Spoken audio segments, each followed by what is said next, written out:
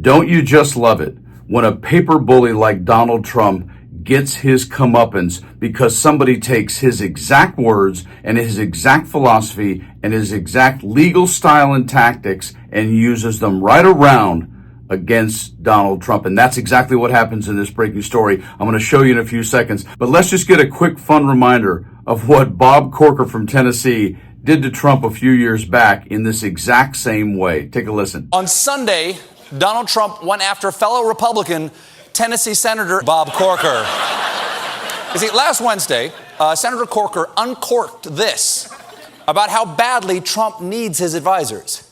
I think Secretary Tillerson, Secretary Mattis, and Chief of Staff Kelly, those people that help separate our country from chaos. In response, Donald Trump tweeted, "Senator Bob Corker begged me to endorse him for re-election in Tennessee. I said no, and he dropped out, said he could not win without ... my endorsement. He also wanted to be Secretary of State. I said, no thanks. He is largely responsible for the horrendous Iran deal." Everything Trump just said is a lie. Corker's not responsible for the Iran deal. He led the congressional opposition and voted against it. Plus, Corker's chief of staff says the president called Senator Corker on Monday afternoon and asked him to reconsider his decision not to seek re-election and reaffirmed that he would have endorsed him.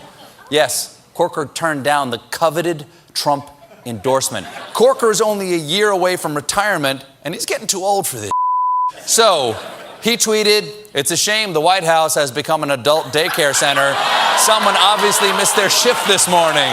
And on a much more serious note, when you're dealing with someone like Trump, who is willing to absolutely lie, never apologize, and try to put people to death over his beliefs, literally, it's good when you can push back on someone like this. Be reminded of what he did with the Central Park Five, or rather, didn't do.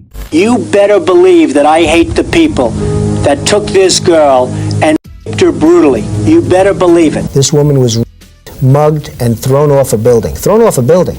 Of course I hate these people. Donald Trump took out full-page ads in 4 major newspapers calling for the death penalty to be reinstated. But if you thought for a second that Trump would take accountability for his smear campaign, even years after the case was settled, well, you'd be sadly mistaken. For Donald Trump, he's never apologized. In fact, he still claims they were guilty. And in 2019, Trump predictably refused to own up to lies he told about the 5 teens and the decades of trauma and pain they and their families have been subjected to yet again.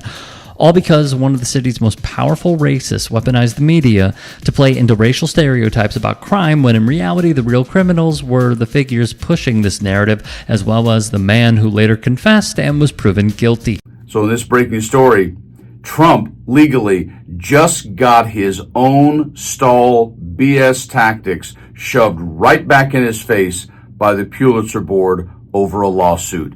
Take a listen to this and enjoy. Breaking story, Pulitzer board turns Trump's own legal theories against him in new defamation filing. The Pulitzer board is asking a court to pause all defamation proceedings in President Donald Trump's lawsuit against them, CNN reported on Monday, and they're citing Trump's own legal theories to make their argument.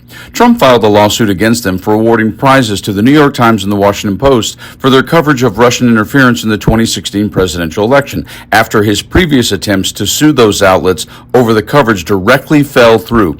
However, according to the report in the new filing, the Pulitzer board pointed out that Trump previously sought stays in other civil lawsuits where he was the defendant, saying the suits should be halted while he's in office because of questions whether the U.S. Constitution bars state courts from exercising jurisdiction over a sitting president. As evidence of this, the lawyers representing the Pulitzer board pointed out Trump made exactly this argument to try and move to suspend a lawsuit brought against him by investors in the Trump Media and Technology Group, the company that runs his Truth Social platform.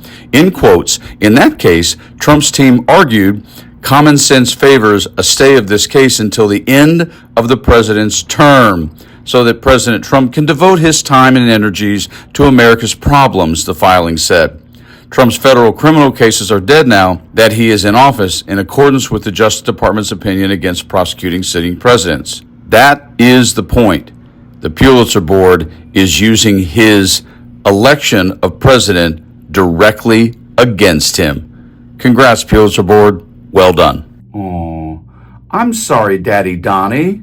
Does it bum you out that somebody just went, "Oh, but Mr. President, you have much more important things to do. You shouldn't have to worry about any of the laws or crimes you've committed while you're president, right?" So yeah, that whole thing you're trying to do with us by suing us because we gave someone a prize for covering you way too well back in 2016, yeah, looks like you're going to have to hold off on that because you won the presidency again. You're number 47. So you'll have to wait at least 47 more months before you can lose this case. Have a nice day, Donnie. Warms my heart to see lawyers take exactly what Donald Trump does and use it against him. Whoopsie poop. All right, guys, stay healthy, strong, calm, breathe, enjoy your life, talk to your friends, even those you don't agree with. Please do that. I do it all the time. But always, stay frosty.